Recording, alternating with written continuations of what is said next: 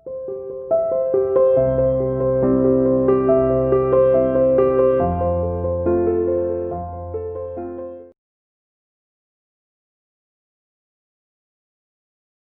बार फिर आप सभी का स्वागत। आशा करता हूं कि आप सब स्वस्थ होंगे। आज बेटा हम आपका चैप्टर 5 लेके चल रहे हैं और इस जुडिशरी है चैप्टर का नाम न्यायपालिका, और हम इसमें पढ़ने वाले जो टॉपिक इस पूरे चैप्टर में होंगे उनको एक बार देखते हैं। What is the role of judiciary? Judiciary का रोल क्या है? What is an independent judiciary? कि जुडिशरी का इंडिपेंडेंट होना अपने आप में क्या मतलब है? इंडिपेंडेंट होने का, किससे इंडिपेंडेंट होना है जुडिशरी को, ये बात करने वाले। What is the structure of the court in India? कि जो कोर्ट सिस्टम है जो देश में, सुप्रीम कोर्ट, हाई कोर्ट और उसके नीचे फिर डिस्ट्रिक्ट कोर्ट, सबऑर्डिनेट कोर्ट, ये किस तरह से काम करते हैं, इसका स्ट्रक्चर क्या है। और इसी के साथ में बात करेंगे बेटा हम what are the different branches of the legal system. जो लीगल सिस्टम है, कानून का जो एक सिस्टम बना हुआ है, उसकी अलग अलग कौन से ब्रांचेस है। आशा करता हूं कि आप सब मेरे साथ बने रहेंगे। और इस चैप्टर को बड़ा इंपॉर्टेंट चैप्टर है बेटा, इसको हमने बड़े दिल के साथ में पढ़ना है, कंसंट्रेशन के साथ में पढ़ना, राइट। लेट्स स्टार्ट करते हैं कि what is the role of independent judiciary, role of the judiciary. Judiciary का, न्यायपालिका का क्या रोल है, क्या काम करती है आपके देश में न्यायपालिका, इसके बारे में जानना है। और यही आज हमने टॉपिक सबसे फर्स्ट उठाया है, क्योंकि आपका टॉपिक ही सबसे फर्स्ट यही है। 4 टॉपिक में मैंने कहा कि हम इस चैप्टर को कंप्लीट करने वाले हैं। फर्स्ट है what is an independent judiciary. बेटा आप इंडिपेंडेंट का नाम सुनते ही आपके दिल में, दिमाग में या जहन में ये बात आती होगी कि वो आजाद है, स्वतंत्र है। जुडिशरी, न्यायपालिका किस तरह से, किससे आजाद है उसकी बात करते हैं। क्यों आजाद उसको रखना जरूरी है, ठीक है, न्यायपालिका को आजाद रहने की जरूरत क्या है। देखो बेटा, आप कुछ चीजें जो जानते होंगे उसके बारे में मैं आपसे डिस्कस कर लेता हूं। सबसे पहले तो आप जानते हो कि जो सरकार के मेजर से बड़े बड़े जो हैं 3 ही ऑर्गन्स है सरकार के, जिसमें हम बात करते हैं सबसे पहले लेजिस्लेचर, ठीक है ना। कौन सा? लेजिस्लेचर की बात करते हैं, ठीक है ना। इसके बाद में एग्जीक्यूटिव, राइट,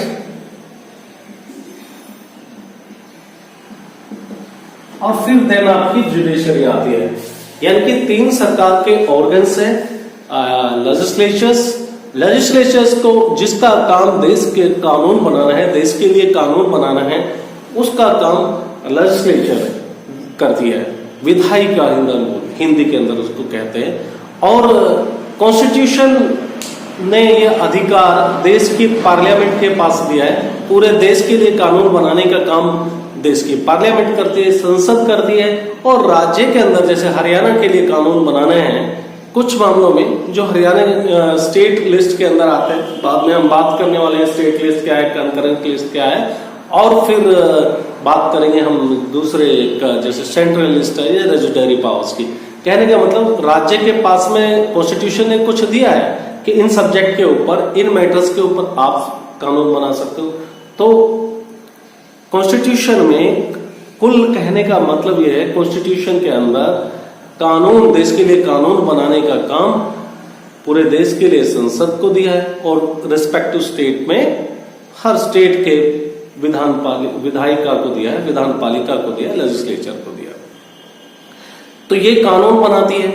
अब सारे काम एक के पास तो नहीं दे सकते ना बेटा, तुम्हारे पास सारी रेस्पॉन्सिबिलिटी दे दी जाए, कानून, सारे कानून भी बनाना है, उसको लागू भी करना है, सजा भी देना है, काम तुम्हारा बढ़ जाएगा कि नहीं? बोलो, बढ़ेगा ना बेटा।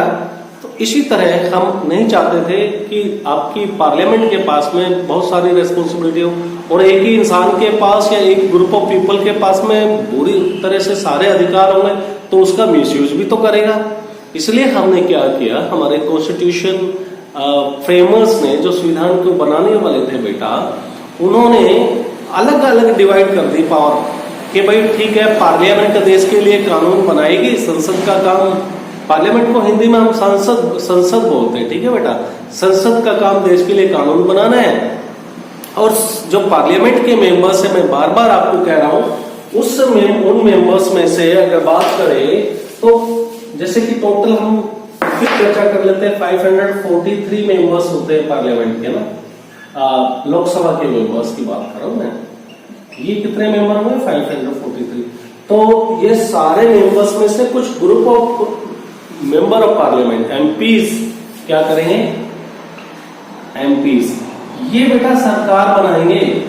जिस किसी पार्टी के पास सबसे ज्यादा मेजोरिटी होगी, या फिर पार्टी एक के पास नहीं है तो कुल मिला के दूसरी पार्टी के साथ गठबंधन करके, दोस्ती करके, ठीक है ना, सरकार बनाएंगे। उसको कोलिशन गवर्नमेंट बोलते हैं, मिलजुल के जो सरकार बनाते हैं ना।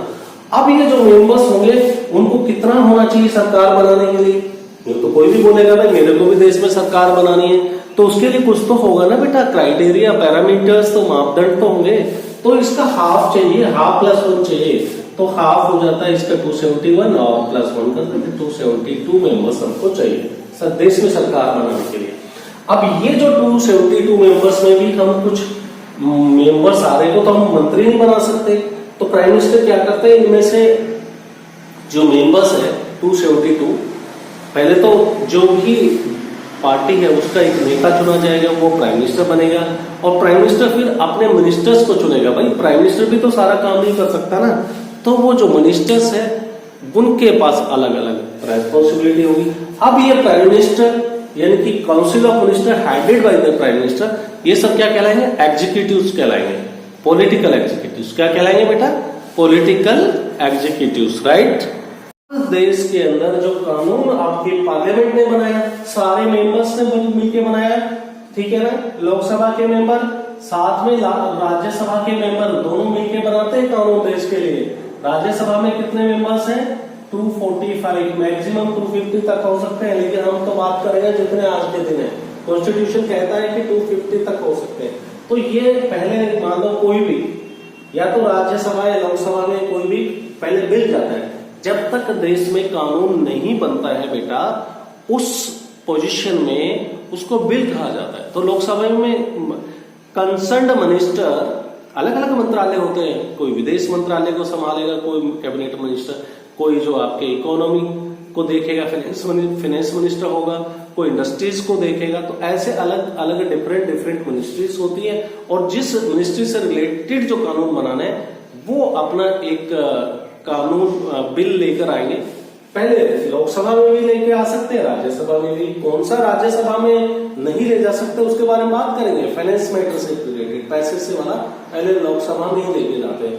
तो लोकसभा से जब पास हो जाएगा 2/3 मेजोरिटी, इतने टोटल मेंबर्स हैं, इसके 2/3 मेंबर्स अगर उसको सपोर्ट कर देते हैं, then it will go to the Rajya Sabha, ठीक है ना। 245 में से फिर ये जो होगी 2/3, इसके भी 2/3 उसको कर देते हैं सपोर्ट। फिर इसके बाद में ये प्रेसिडेंट के पास जाएगा, प्रेसिडेंट का सिग्नेचर हो जाएगा, तो ये बन जाएगा कानून आपके देश के लिए, राइट। यहां तक समझ में आ गया। अब आपको दो चीजें याद रखने के लिए बता दिया। एग्जीक्यूटिव किसको कहा बेटा? जो council of minister headed by the prime minister है, जो मंत्री और उसके प्रधान, अपने देश के प्रधानमंत्री, इनको सबको पॉलिटिकल एग्जीक्यूटिव्स कहते हैं।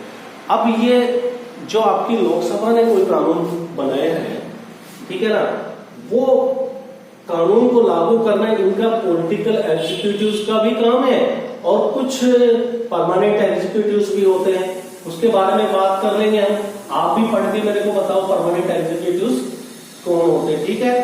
अब ये लागू करने इनके पास में रेस्पॉन्सिबिलिटी है, और जो कानून से रिलेटेड मैटर आएंगे अदालत में, अदालत उसका फैसला करेगी, तो उसको न्यायालय, जुडिशरी कहते हैं। अब तीनों का काम समझ में आ गया। पार्लियामेंट आपकी विधायिका होगी, लेजिस्लेचर कहलाएगी, इसका काम देश के लिए कानून बनाना। एग्जीक्यूटिव्स का काम देश में कानून को लागू करना, और कानून के मुताबिक सजा देना आपके देश की जुडिशरी का काम, right. I hope it is clear, ठीक है ना बेटा। यहां तक समझ में आ गया। तो ये हो गया आपका, यहां तक होपफुली आपका क्लियर हो चुका है, ठीक है ना बेटा। अब हम बात कर लेते हैं इंडिपेंडेंट ऑफ जुडिशरी की बात। हमारा तो मकसद था इंडिपेंडेंस ऑफ जुडिशरी को जानना, लेकिन हमने बैकग्राउंड जान लिया। अब ये जो जुडिशरी को अगर आप चाहते हो कि आपकी जुडिशरी न्याय ऐसा करे कि किसी के प्रभाव ना आए, इन्फ्लुएंस में ना हो, ठीक है, अपना काम बिल्कुल कानून कॉन्स्टिट्यूशन में जो लिखा है उस हिसाब से करे, तो उसको इंडिपेंडेंस ऑफ जुडिशरी कहा गया। यानी कि कोई आप इनके ऊपर पॉलिटिकल प्रेशर काम ना करे, कोई दूसरी जैसे लेजिस्लेचर भी इनके ऊपर दबाव ना दे सके, और इसके साथ में एग्जीक्यूटिव्स भी इनके ऊपर प्रेशर दे के कानून में या किसी तरह का किसी डिसीजन को इम्पैक्ट डाल सके, प्रभावित कर सके। देश में कोई कोर्ट में केस चल रहा है, उसमें क्या सरकार जाके अगर जुडिशरी को बोलेगी कि इसका फैसला ऐसे दे दो, तो आपको अच्छा लगेगा क्या? देश के लिए अच्छी बात है क्या? तो कहने का मतलब इंडिपेंडेंट ऑफ जुडिशरी का मतलब यही हुआ। इंडिपेंडेंस ऑफ जुडिशरी का मतलब ये हो गया बेटा, जो ब्रांचेस है, चाहे आपकी लेजिस्लेचर्स की बात करें, जो पार्लियामेंट है, संसद है, या फिर आप एग्जीक्यूटिव्स की बात करें, दोबारा से रिपीट कर दे रहा हूं, वो आपकी न्यायपालिका को इन्फ्लुएंस ना कर सके, किसी डिसीजन को इम्पैक्ट ना डाल सके। कोई भी जो डिसीजन दे रहे इंडिपेंडेंट दे, इन दोनों से एग्जीक्यूटिव्स, पॉलिटिकल एग्जीक्यूटिव्स या फिर पार्लियामेंट के जो सदस्य हैं, वो इनको इन्फ्लुएंस ना कर सके। अब कॉन्स्टिट्यूशन में ऐसा कौन सा तरीका चुना गया है कि इनके ऊपर इन्फ्लुएंस ना हो? ठीक है ना, कुछ तो होगा ताकि इंडिपेंडेंट काम कर सके। The court are not under the government and do not act on their behalf. Court are not under the government and do not act on their behalf. यानी कि आपके देश की जो कोर्ट है, जुडिशरी है, वो सरकार के मोस्टली अंडर में नहीं आती है और उनके कहने से भी काम नहीं करती है। अपनी विजडम, अपनी बुद्धिमत्ता जो उन्होंने आज तक लीगल सिस्टम में सीखा है, जो उन्होंने इनका जो लॉ के लिए जो की है, जो उसके अंदर जो सीखा उसके मुताबिक काम करेंगे। देश की पार्लियामेंट उसको इम्पैक्ट ना डाले, सरकार उनको इम्पैक्ट ना डाले, ना वो किसी के इम्पैक्ट में आने वाले। ठीक है ना। ऑल जजेस in the highest court and the supreme court are appointed by the lead interference. जितने भी जजेस हैं, चाहे आप हाई कोर्ट की बात करें या फिर सुप्रीम कोर्ट की बात करें, उनके जो अपॉइंटमेंट हो रहा है, भाई कौन कब प्रभावित होता है? मान लो मुझे आपके कहने से कहीं पे अपॉइंटमेंट मिला, तो जब मैं कोई निर्णय दूंगा, डिसीजन दूंगा, मैं जज हूं, तो आपकी बात तो माननी पड़ेगी ना। और जब मैं अपने अपॉइंटमेंट मेरा अपनी काबिलियत के हिसाब से हुआ है, ठीक है ना, मेरी क्वालिफिकेशन से, मेरे एक्सपीरियंस से हुआ है, तो मैं क्यों मानूंगा किसी की बात? वही यहाँ पर है, जो सुप्रीम कोर्ट और हाई कोर्ट के जजेस हैं, उनको नॉर्मली जो है अपॉइंटमेंट में आपकी पार्लियामेंट का या आपके एग्जीक्यूटिव्स का कोई खास रोल नहीं है। एग्जीक्यूटिव्स का थोड़ा बहुत रोल होता है, लेकिन मेन जज का अपॉइंटमेंट होता है, वो फिर सुप्रीम कोर्ट ही डिसाइड करता है कैसे लेना है। बस एक उनके पास में मंत्रालय के पास जाता जरूर है, लेकिन बहुत ज्यादा इसका इंटरफेरेंस में रोल नहीं है। और जितने after appointment is very difficult to remove. दूसरी बात यह होगी कि सबसे लास्ट में देखो कि अपॉइंटमेंट करने के बाद में इनको निकालने का तरीका इतना डिफिकल्ट है, बड़ा मुश्किल है जज को अपने पोस्ट से निकालना। उनके बारे में आप जजेस के जो निर्णय का पब्लिक के बीच में क्रिटिसाइज नहीं कर सकते। जब भी किसी जज को निकालना है तो उसके ऊपर कुछ चार्जेस होने चाहिए। भाई उसका इनकैपेसिटी के अपने काम को करने की योग्यता उसमें नहीं है, या फिर उसके साथ में आप प्रूव्ड मिसबिहेवियर हो, उसका बिहेवियर ठीक नहीं है, और इसकी चर्चा पार्लियामेंट के अंदर होगी। ठीक है ना, कहीं पब्लिक प्लेस पे, रोड पे कोई प्रोटेस्ट नहीं कर सकता, वहां पर पार्लियामेंट में चर्चा होगी और एक रिक्वायर्ड मैंडेट है कि इतने लोग उसको सपोर्ट करें। ठीक है ना, उसके बाद राज्यसभा में जाएगा, फिर राष्ट्रपति के पास जाएगा, तब जाके निकाला। आजकल इतिहास में, आज तक के इतिहास में, इंडिपेंडेंट इंडिया के इतिहास में चार्जेस तो लगे, लेकिन किसी जज को नहीं निकाल पाए। तो अपने आप में कहने का मतलब जो जुडिशरी है, उनकी एज ऑफ रिटायरमेंट इतने 65 ईयर्स तक की एज है, तब तक वो सर्विस कर सकते हैं। तो जो चीफ जस्टिस ऑफ इंडिया की बात करो, दूसरे जजेस जो सुप्रीम कोर्ट के 62 ईयर्स ऑफ एज तक सर्विस करते, तो उनको किसी से इन्फ्लुएंस नहीं होना है, क्योंकि उनको पता है हम तो सर्विस करते रहेंगे, और लेकिन हम निर्णय देंगे अपनी विजडम, अपनी बुद्धिमत्ता, जो कानून, जो कॉन्स्टिट्यूशन है उसी के मुताबिक। तो इस तरह से हमारे देश के अंदर आपके जुडिशरी इंडिपेंडेंट है। यहाँ तक तो समझ में आ गया, कोई किसी तरह का डाउट नहीं है बेटा? ठीक है ना। अब हम नेक्स्ट टॉपिक की बात करेंगे अगले वाले में, what is an independent judiciary, ठीक है ना। नेक्स्ट बात, तब तक के लिए आप तैयारी करो, पढ़ते रहो बेटा, एनसीईआरटी बुक को भी पढ़ो साथ में। जो भी टॉपिक मैंने आपके टॉपिक लिखे हैं, ये जो सारे एनसीईआरटी में इसी सीक्वेंस में टॉपिक देके रखे हुए हैं बेटा।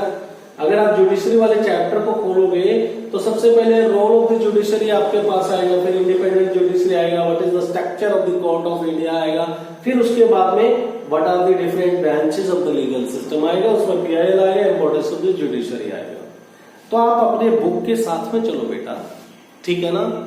खाली इतना ही काफी नहीं है कि आपने वीडियोस देख लिए और असाइनमेंट क्वेश्चन आंसर दिए कर लिया। Please go through your books, right. फिर दोबारा मुलाकात होगी नए टॉपिक के साथ, तब तक के लिए goodbye, stay home, stay safe, thank you.